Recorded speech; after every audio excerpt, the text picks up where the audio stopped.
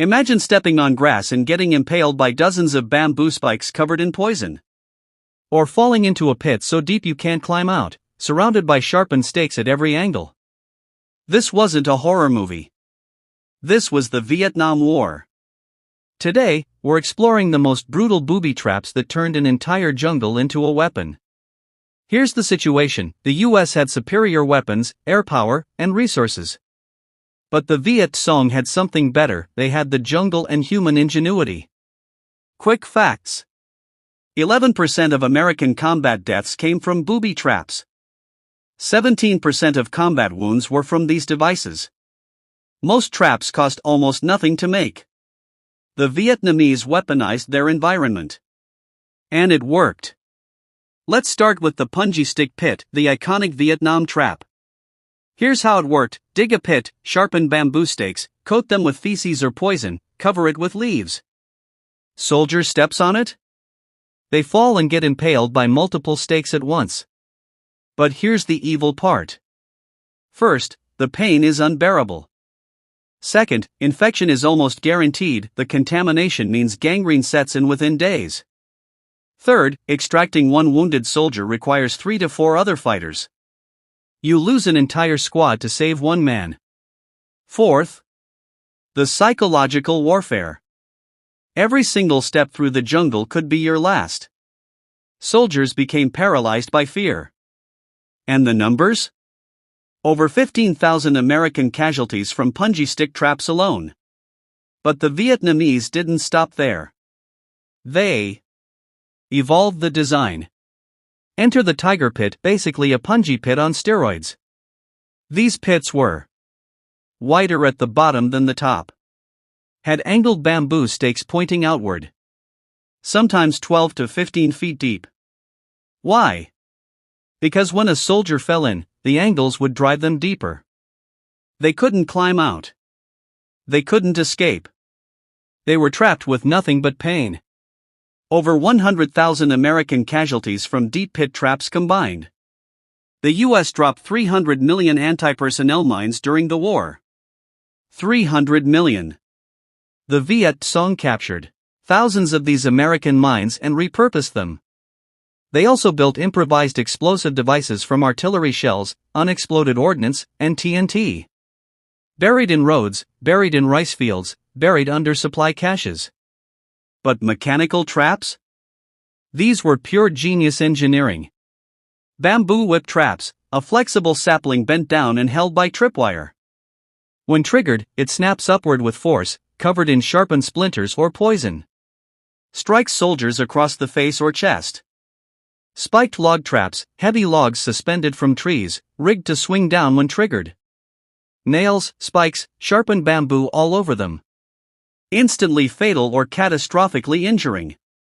Spring-loaded splinter traps, bundles of sharpened bamboo, spring-loaded to fire like arrows. Penetrates uniforms and causes deep, infected wounds.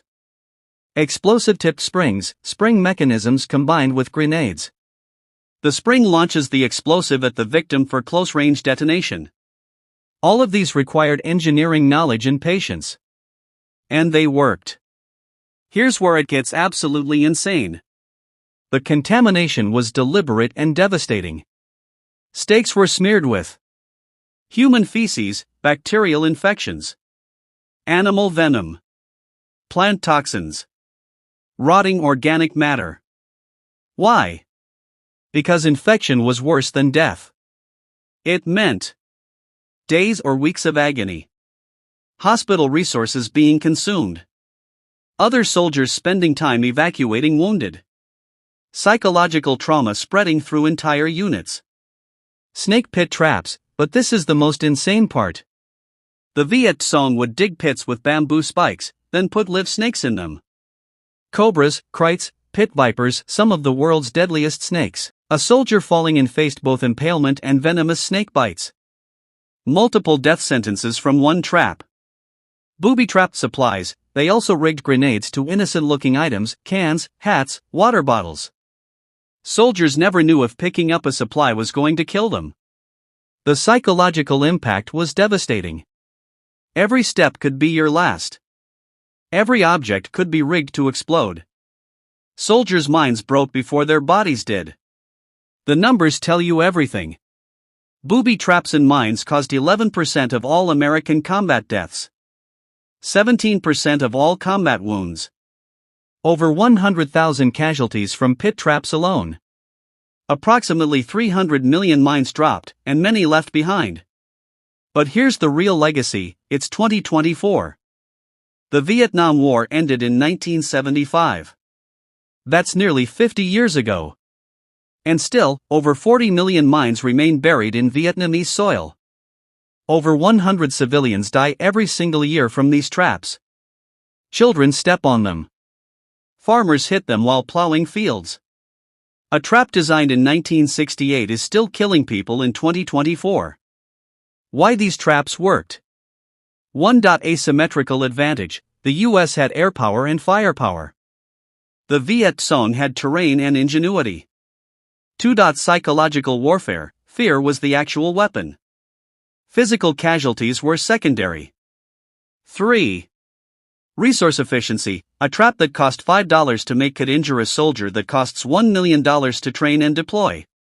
4. Force multiplication: one wounded soldier removes 3 to 4 others from combat.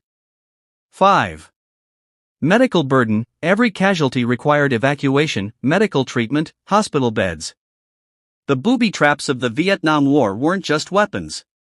They represented asymmetrical warfare at its peak. When limited resources meet creative thinking and knowledge of terrain, they can challenge even the most powerful military on Earth. These traps remind us that technology and firepower don't guarantee victory. Sometimes, it's the side with nothing to lose that finds the most innovative solutions. If you found this fascinating and horrifying at the same time, you're not alone. This is history at its most brutal and most revealing. Drop a like if you learned something new. Subscribe for more deep dives into history's most insane weapons and tactics.